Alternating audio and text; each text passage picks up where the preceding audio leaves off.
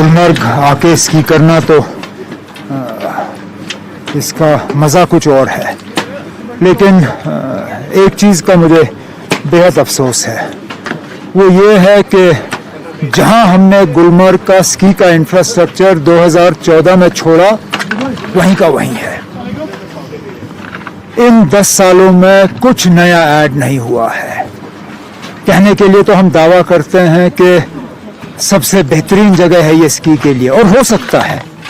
अगर कि हम यहाँ एक प्लान के हिसाब से इसको बनाने का काम करें,